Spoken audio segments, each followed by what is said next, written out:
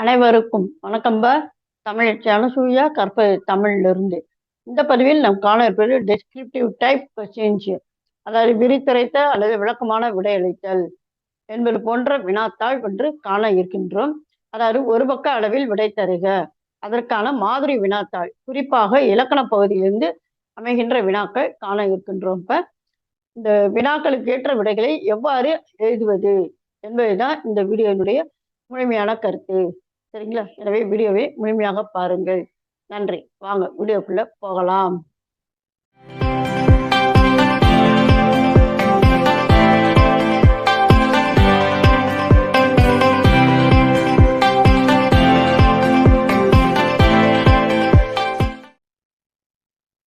முதல்ல வினாக்கள் என்னன்னு பார்ப்போம். உகரம் குறுகி வருமாற்றை விளக்குக. போலியின் வகையும் விளக்கமும் தருக. ஆயுத குறுக்கம் முற்றாயுதம் இவற்றினை விளக்குக. சார்பு எழுத்துக்களின் பிறப்பிடம் கூறி விளக்குக.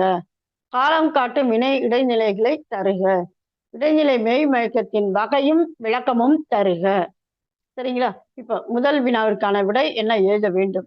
உகரம் குறுகி வருமாற்றை விளக்குக. அதாவது முதல்ல உகரம் குறுகி வருதல்னு என்ன அர்த்தம்? குற்றியல் உகரம்.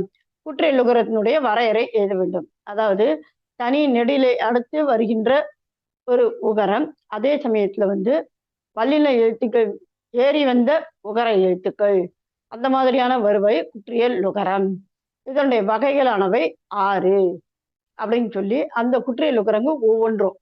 இப்போ முதல்ல நெடில் தொடர் குற்றியல் உகரம். அப்ப 2 எழுத்துக்கள் கொண்ட எழுத்துக்கள் தான் அதுல இடம்பெறும்.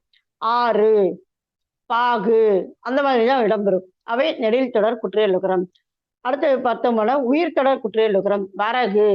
அப்ப இந்த வரகு அப்படிங்கிறதுல இந்த ரா பார்த்தீங்கன்னாக்கும் இந்த கூ முடிந்திருக்கின்றது குற்றியல் உகரத்தினுடைய கதை குச்சுரு துபுரு அதுல முடிந்திருக்கின்றது.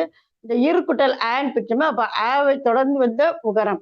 எனவே இது உயிர் தொடர் குற்றியல் உகரம். அதே போன்று மண் தொடர் குற்றியல் உகரம். அடுத்து மென் தொடர் குற்றியல் உகரம். கண்டு. அடுத்து இடைத்தொடர் குற்றியல் உகரம். மார்பு. இந்த மாதிரியான சான்றுகள்லாம் கொடுக்கணும். இப்ப சரிங்களா? இதை ஒரே தொடர்ல வரையறை கொடுத்து சான்றுகள் தருதல் வேண்டும். அடுத்ததாக போலியின் வகையும் விளக்கமும். போலின்னா முதல்ல என்ன? எழுத்துக்களை மாற்றினாலும் பொருள் மாறுபடாமல் இருப்பது போலி. அதனுடைய வகைகள் என்னும்போது முதற்போலி, இடைப்போலி, கடைப்போலி. அப்ப முதற்போலிக்கு ஒரு எடுத்துக்காட்டு, இடைப்போலிக்கு அடுத்து கடைப்போலிக்கு எடுத்துக்காட்டு. இதற்கு அடுத்து இன்னும் பார்த்தோம்னால் இப்போ முதற்போலி அப்படின்னு சொல்லி சொன்னோம்னாக்கும்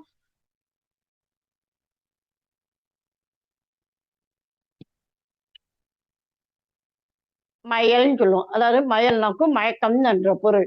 அப்ப இது மையல் என்று வருவது. அப்ப முதல் எழுத்து மாறி இருந்தாலும் பொருள் மாறுபடாமல் இருத்தல்.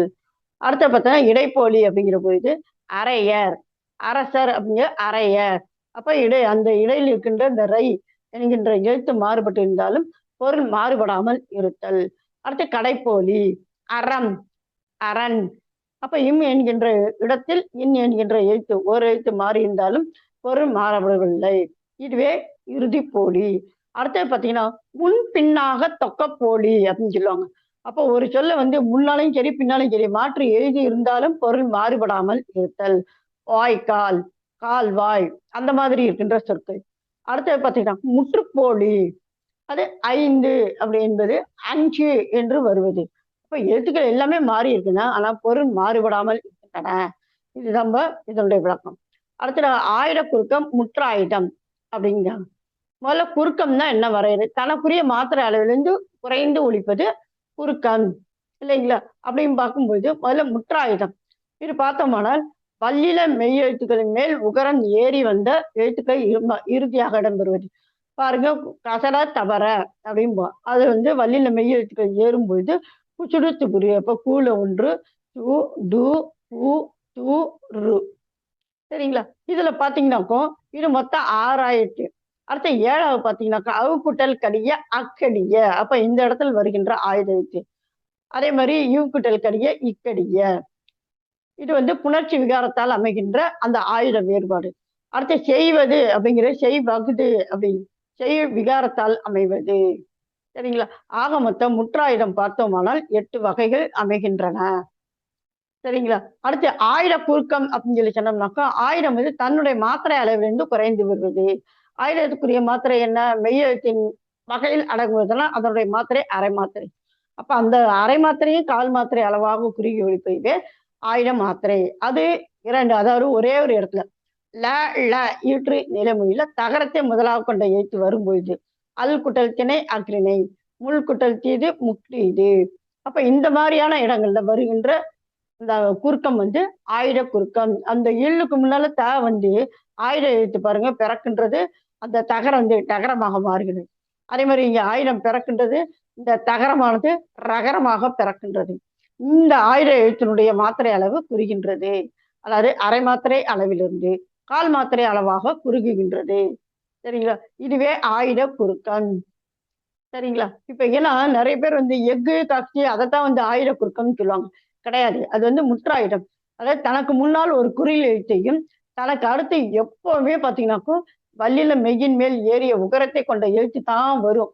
அப்படி வரும்பொழுது அது என்ன ஆகும் அப்படின்னா, அந்த ஆயுத எழுத்து முழுமையாக ஒலிக்கும். அதன் பெயர் தான் முற்றாயுதம். தனக்குரிய மாத்திரையில் முழுமையாக ஒலித்தல்.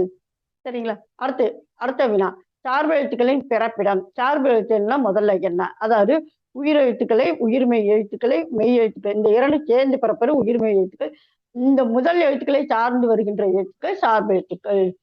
எழுத்துக்களின் பிறப்பு அப்படின்னு சொன்னோம்னாக்க இடப்பிறப்பு, முயற்சி பிறப்பு அடிப்படையில் வகைப்படுத்துவர். அந்த மாதிரி உயிரெழுத்துக்கள் வந்து எந்த இடங்களில் பிறக்கும்? கழுத்தை இடமாக கொண்டு பிறக்கும். அதாவது 12 உயிரெழுத்துக்களும் கழுத்தை இடமாக கொண்டு பிறக்கும்.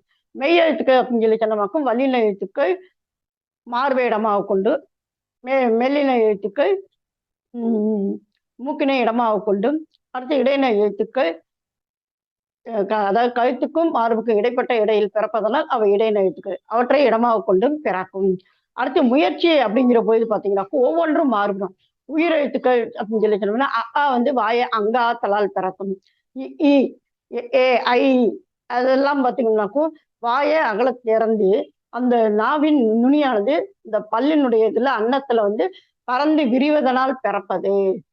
அடுத்தது உ, உ, ஓ, ஔ இதெல்லாம் பார்த்தீங்கன்னா இதழ்கள் குவிவதால் பிறக்கின்றன. அப்ப அந்த எழுத்து வேறுபாடுகள் பிறக்கின்ற இடம்.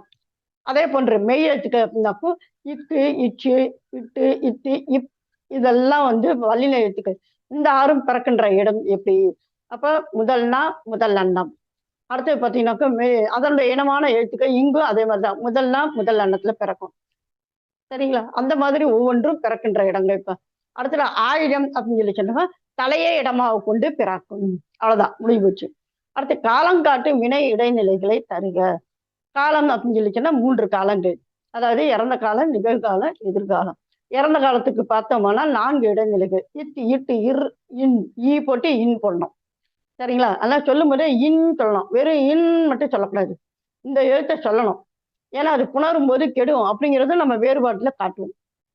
சரிங்களா? அடுத்து நிகழ்கால இடைநிலைக்கு பார்த்தோம்னால் 3 கிறுக்கின்று ஆனென்று.